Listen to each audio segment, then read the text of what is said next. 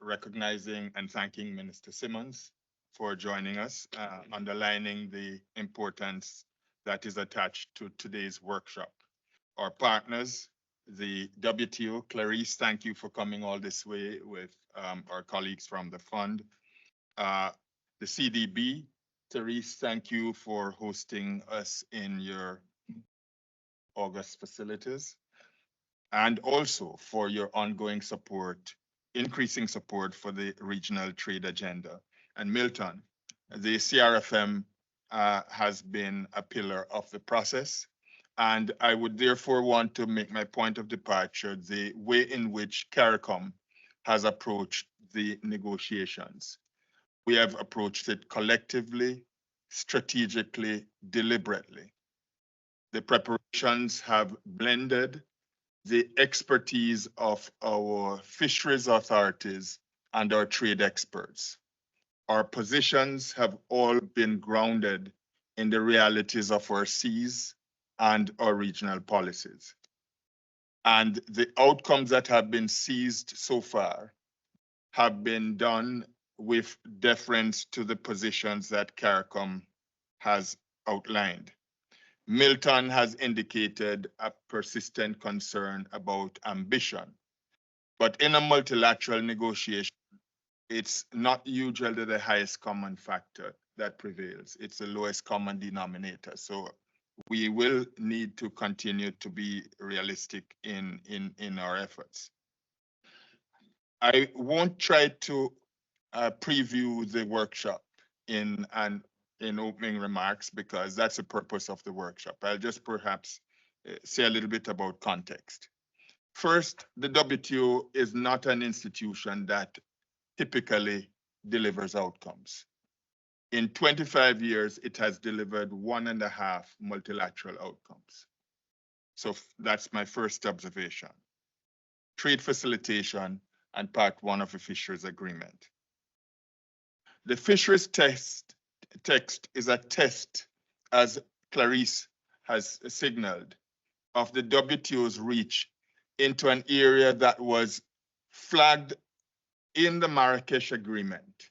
Sustainable use of the world's resources is actually an intrinsic, it's in paragraph 1 of Marrakesh. So the work on sustainability, while novel, is actually delayed.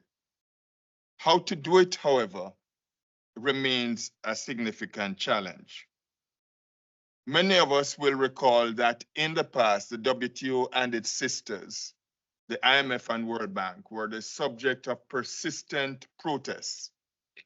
In Hong Kong, there was self-immolation in protest against the WTO rules, consequences for sustainable development.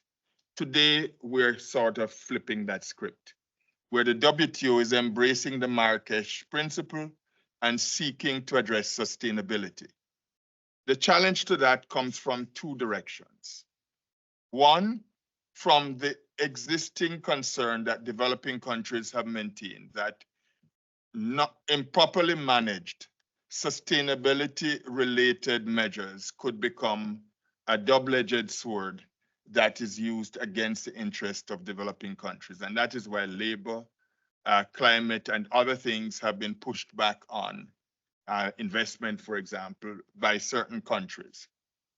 At the same time, as I said, Marrakesh said that we should do it. So the question is not if, it's how.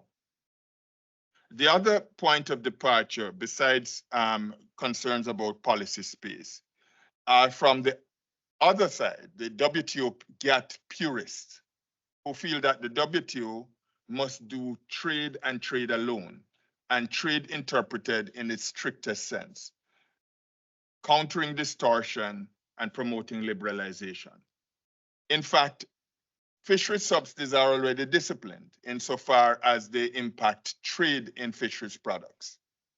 It's a sustainability component that has not been addressed, and that is so complicated to do, as Milton's remarks have said. So the fisheries subsidies negotiation actually attempt to square the circle of trade liberalization distortion as a focus of rules, and sustainability as a beneficiary of rules. The fisheries subsidies disciplines will be a necessary but not sufficient contribution to the global push to address unsustainable fishing, including IUU.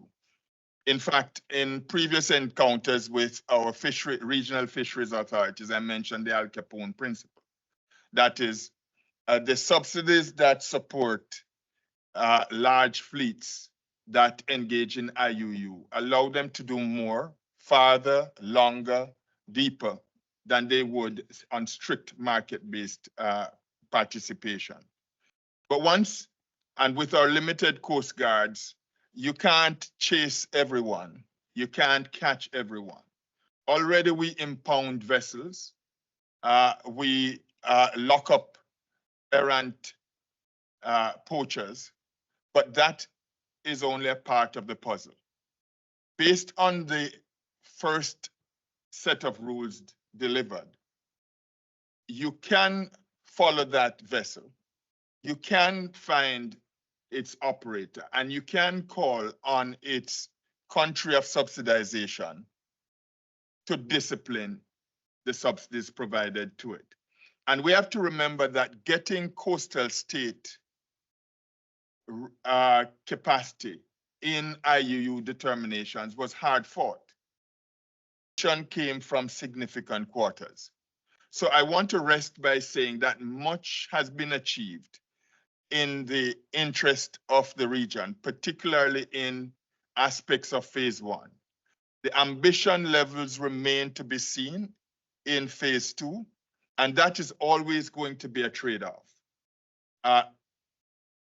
It is clear that by allowing the sustainability balance in the phase two agreement negotiation so far, critical parties that used to be opponents of an outcome, and I Clarice trespassed by mentioning the EU, Japan, Korea, are now champions of it because they have secured the means by which they can survive in the new environment based on a balance between their deep treasuries and their ability to assess the outcomes of their subsidization.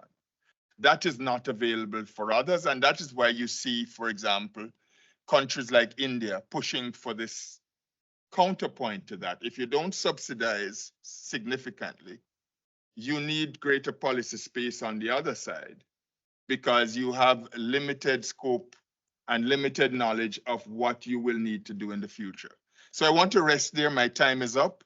And encourage a robust discussion. We have 2 points of focus addressing the outstanding ratification and what may be helpful in reflecting on the remaining work to be done to ratify where that has not been the case, and also how to conceptualize ways to move forward from an impasse in the current phase two negotiations. Thank you.